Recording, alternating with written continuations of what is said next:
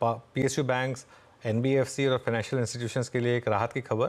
सूत्रों के मुताबिक वित्त मंत्रालय ने प्रोजेक्ट फाइनेंसिंग नियमों को लेकर आरबीआई को थोड़ा नरमी बरतने का सुझाव दिया है। याद रखिएगा, जब ये खबर आई थी तो स्टॉक्स काफ़ी गिरे थे। इस पर आलोक प्रियदर्शी मौजूद हैं डिटेल्स के साथ। आलोक जी, गुड आफ्टरनून, बताइए। बिल्कुल, देखिए 3 मई को आरबीआई ने प्रोजेक्ट फाइनेंसिंग नॉर्म्स का ड्राफ्ट जारी किया था। उसके बाद से किस तरह से मार्केट में हाई तौबा मची थी। खासतौर से जो पीएफसी, आरएफसी और इरेडा जैसे जो फाइनेंस करने वाली कंपनियां थी, उनके लिए बड़ी मुश्किल खड़ी हो गई थी, क्योंकि उनका मानना था कि इसकी वजह से जो कॉस्ट ऑफ क्रेडिट है काफी बढ़ जाएगा। क्योंकि अभी तक जो प्रोजेक्ट फाइनेंसिंग के प्रोविजनिंग के नॉर्म्स थे वो सिर्फ 0.4% थे, लेकिन उसको बढ़ाकर सीधे आरबीआई ने अपने ड्राफ्ट गाइडलाइन में 5% कर दिया था।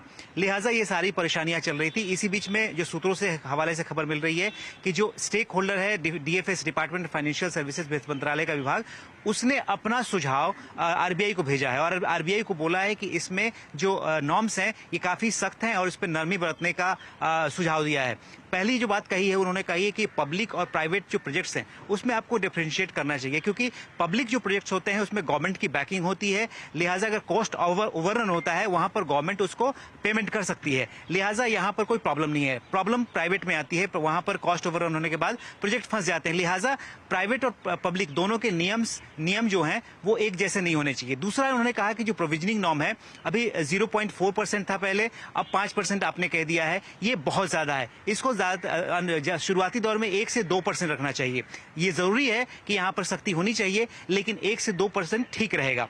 तीसरा जो है वो है जो मोरेटोरियम देने का जो नियम था, जिसमें आरबीआई ने कहा था कि 6 मंथ का मोरेटोरियम यूनिफॉर्म तरीके से दिया जाएगा। यहां पर भी वित्त मंत्रालय की तरफ से जो सूत्र बता रहे हैं वो कह रहे हैं कि उन्होंने कहा है कि जो प्रोजेक्ट के टाइप या उनकी किस तरह का नेचर है उसको ध्यान में रखते हुए ये मोरेटोरियम देने का और टाइम भी तय किया जाना चाहिए। तो ये सब जो आरबीआई के ड्राफ्ट गाइडलाइंस हैं जो काफी सख्त थे, उसको लेकर वित्त मंत्रालय की तरफ से नरमी बरतने का सुझाव दिया गया और ये भी कहा गया है कि अगर सख्त नियम लागू किए जाएंगे तो कॉस्ट ऑफ क्रेडिट है काफी बढ़ जाएगा और उसमें जो खासतौर से जो एनबीएफसीज, बैंक्स और जो प्रोजेक्ट फाइनेंसिंग करने वाली कंपनियां हैं उनके लिए काफी मुश्किल आ जाएगी।